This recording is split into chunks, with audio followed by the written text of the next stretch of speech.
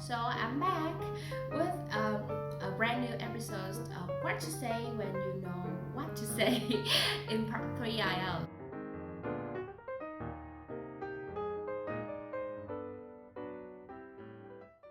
So recently a lot of students had asked me, actually there's no student asked me that, because I've already taught my student in my class how to deal with the problems they lack of idea of. But then again, I would like to share to you, so I think I should do a video. And here it goes. So I would like to introduce three common sentences that you would use whenever that you seems like you don't really know how to give an answer to the examiner. The first one is, um, well, I'm sorry. I lost my train of thought. Okay, I will do it again for you. Really small, really slow. Sorry. I don't know what I say small. I'll do it again for you. Really slow. I lost my train of thought. Now, this is a really, complicated um, sentence that you can put into the part three.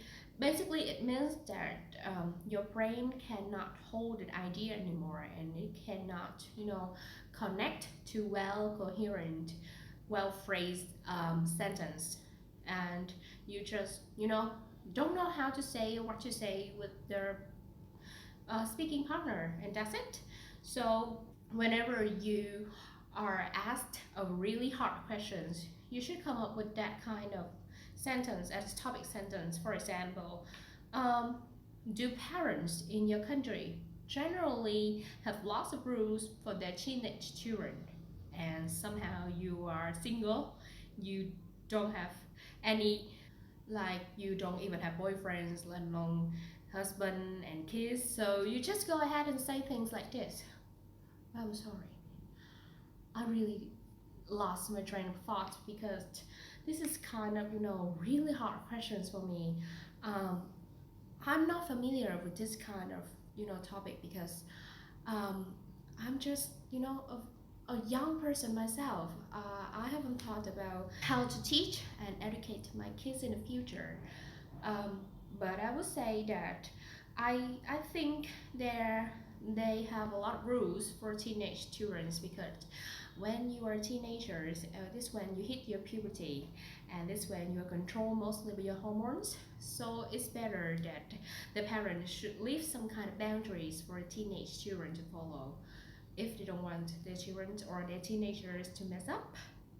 Okay, so the second way that you can beat around the bush when you are answering questions in the IELTS test is, I'm sorry, this is not my area of expertise. Sounds fancy, is it? Actually, it's just a very, fancy way of saying I don't know, but it would sound pretty lame if you saying I don't know in exam, right? So this is just one way that you can somehow boost your score while buying some time to get new idea. For example, what kinds of rules do they have? Well, to be honest, this is not my area of expertise because um, I have yet to be a parent. So I don't know many teenagers enough to get to know about them.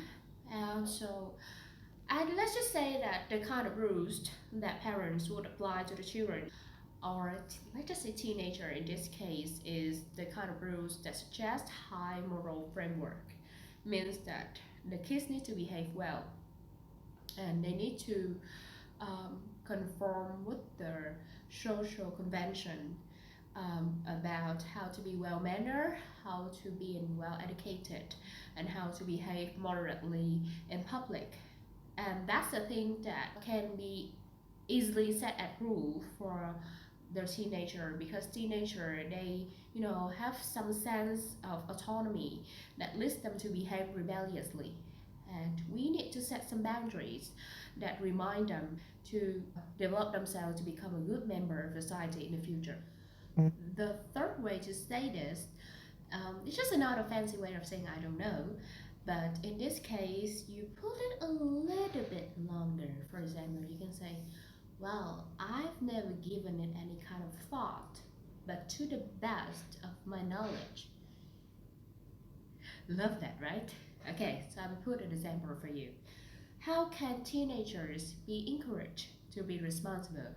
Frankly speaking, I've never given it any kind of thought.